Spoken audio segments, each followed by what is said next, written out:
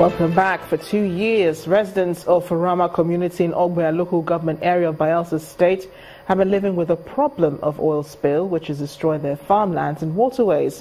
What makes their plight more pathetic is that the oil flowed from neighboring river state. They're appealing to the federal and state governments to compel the accused exploration company, Shell Petroleum Development Company, to clean up their environment. At the time of filing this report, the Shell Petroleum Development Company had yet to respond to the pleas. Our big story tonight looks at the people crying out against degradation and extinction.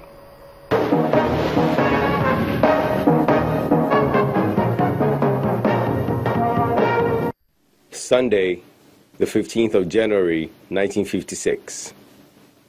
The day oil was discovered in the Niger Delta region of Nigeria. The year, many thought the fortunes of the country had changed for the better. And for a long time it did, with Nigeria setting milestones in oil production and sitting proudly among the biggest players in the world.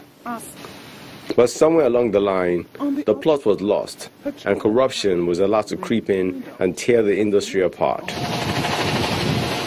Oil companies explored indiscriminately. It turns out that the biggest losers are the communities where the oil was first discovered, where the hope of a beautiful dream began.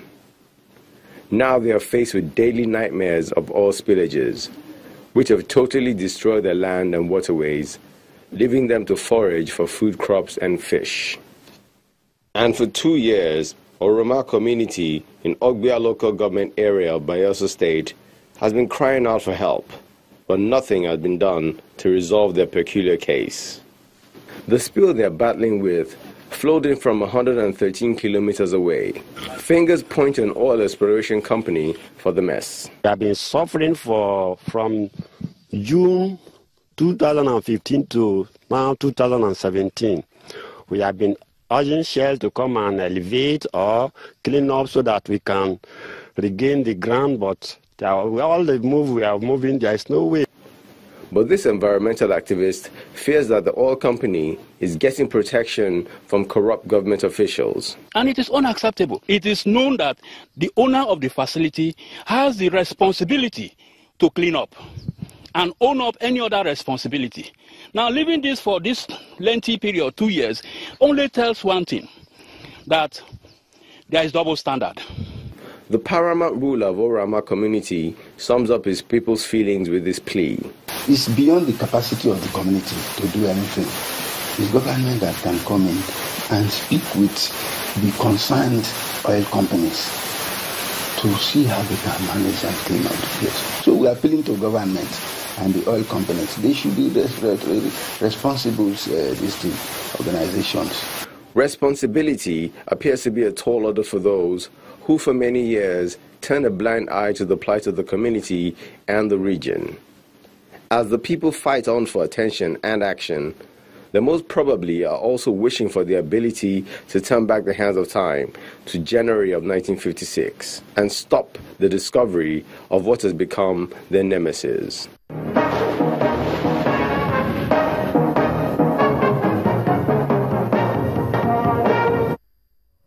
Charles Eruka joins us now with sports news.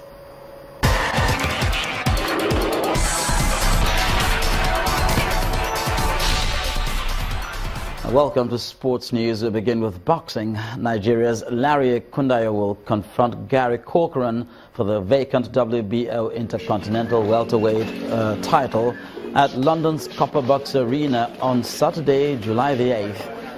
Ekundayo is a former prize fighter champion and is undefeated in his last 12 bouts since joining the professional ranks in 2012.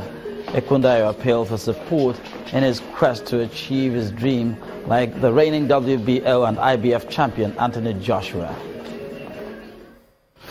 And in football, the Super Eagles of Nigeria have beaten Togo 3-0 in a friendly played at the Municipal Stadium in Paris, France. A brace from Ahmed Musa and another from Kelechi Iheanacho ensured the three-time African champions sustained their dominance over their West African neighbors. The match is part of the Super Eagles' preparations for the next week's 2019 AFCON qualifiers against South Africa in Uyo, Akwa Ibom State.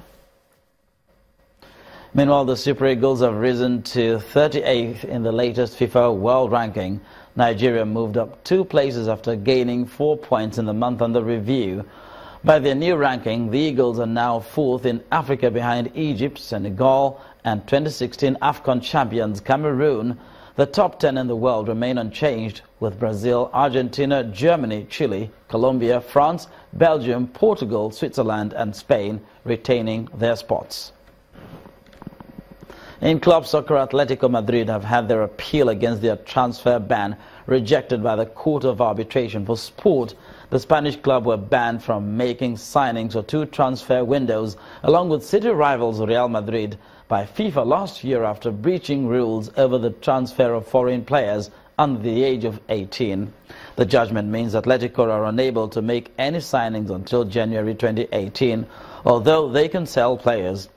This development could also possibly affect a potential move away from Atletico for Manchester United target Antoine Griezmann.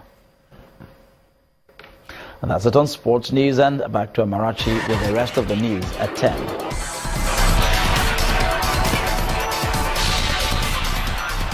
U.S. President Donald Trump has announced the United States' withdrawal from the 2015 Paris deal, fulfilling a promise he made during the campaign. The Paris Agreement commits the U.S. and 187 other countries to keeping global temperatures well below the level of 2°C above pre-industrial times, and endeavor to limit them even more to 1.5°C. Announcement of the withdrawal was made outside the White House, where President Trump said the deal was costing America millions of jobs in manufacturing and automobile, on which countless communities rely on. He said the United States will negotiate the deal on terms of the U.S. and will begin to do that as soon as possible. Fulfill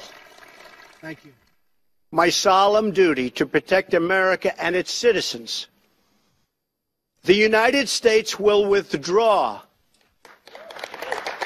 from the Paris Climate Accord.